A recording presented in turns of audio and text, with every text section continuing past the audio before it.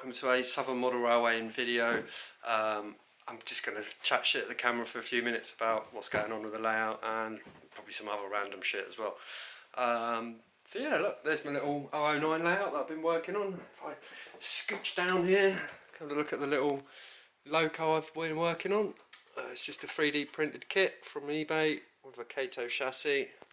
Lots to do on it yet, but getting there. Oh, I've run out of super glue, so I can't glue on the handrails yet. None of it's glued together anyway. So that's sitting on the sort of dock part of the layout. So there'll be a sort of tunnel there that'll come out from somewhere and back in somewhere around there. With that will be a sided along the dock, but that bit of the track will be hidden. And that's the sort of dock with the little pier section. So obviously this is the run round loop at the back that's going to have something quite interesting done to it, being that it's hidden sort of storage fiddle yard area. And then this is the curve that comes round to the incline that will go up over to the first section of bridge. So this will be sort of the bridge up to sort of effectively level 2, but that will be coming back round up again to the topmost level there. And the ply for that is currently sat there. So there's the ply, you can see that it's got the cork stuck to it.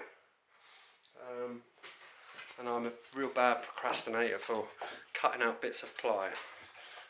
So I've stuck it together, stuck the cork on and done all of the cutting for the road beds. I've made them a little bit oversized because it's much easier. Well, it's impossible, well, it's not impossible, but it's much harder to put on ply if you've cut too much off than just trimming it a little bit if it's oversized.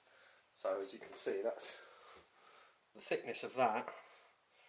That's for 2 track of 009, so it's quite wide. Potentially leaving a spot for another siding. So obviously you want operational kind of fun on the layout. But yeah, that's kind of where I'm at. The next sort of stage is kind of finish laying the track on this sort of first level. I've also got an idea for point control. It's not going to be electronic, it's all going to be analog DC layout. I've got to get some switches for the isolating sections because I want to be able, I've got the Gauge Master D controller, so I want to be able to either have one train that can go around on the big sort of dog bone loop, or I can have another loco shunting in a little yard. Various stages around the layout, so different yards that are on a own independent circuit, and you can switch between the two, so plenty of operational kind of fun hopefully. So yeah, I need some switches for that. I need to work out what I'm going to do for my point control. Probably be very similar to my previous 009 where I used rail, some old rail I had, Code 100 rail or something like that. See how that goes. So it's literally just a push-pull rod, but worked fine. Yeah, that's where I'm at. While we're in the front room, let's have a little look at the fish tanks. This one I inherited from my daughter a week or so ago. It's just got a few little tetras in and a couple of bristle noses, a male and a female. Yeah, pretty simple tank, a few little snails in there. Around this side, I've got my sort of biggest tank. It's a bit of a sort of a South American theme, but loosely. So it's got some angelfish and some Bolivian rams and some tetras and bristle noses and a corridorus. I'd like to get some more corries. So up here I've got my little guppy tank. So it's a bit algae covered. There's a couple of shrimps in. Could do what I would like to do is get some more shrimp and have it as a shrimp tank. And then this is my little nano no filter tank.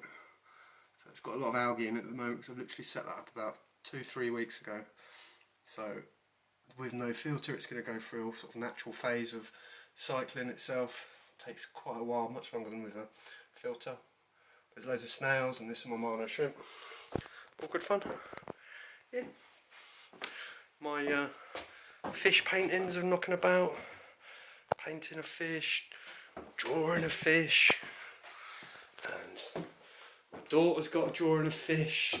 Another drawing of fish by me, sculpture of fish. Anyway, so yeah, that's my downstairs of my house where I've got most of my model railways at the moment. But not only that, I've been able to spread out into the kitchen as well. So I've got my airbrush station with one of those cheap and cheerful filter systems that I can get out the window. Got a decent mask, rated for using enamel paints. Been there, done that. Just as a reminder, if you've any doubt as to how dangerous enamel paints can be, I've got a video about it. Go and find it. I can't be bothered to click up here or there. No, who cares about that shit? Find it yourself if you're that interested. So yeah, like I said, just a video of me waffling on for 5 minutes or so. Not really about anything. Can't be asked to edit videos or do anything fancy or anything shit like that.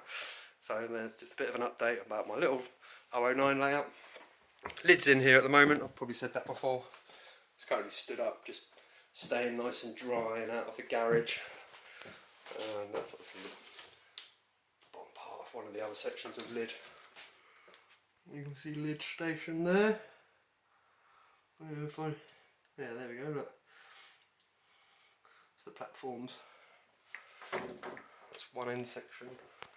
But yeah, anyway, that's enough of me waffling on.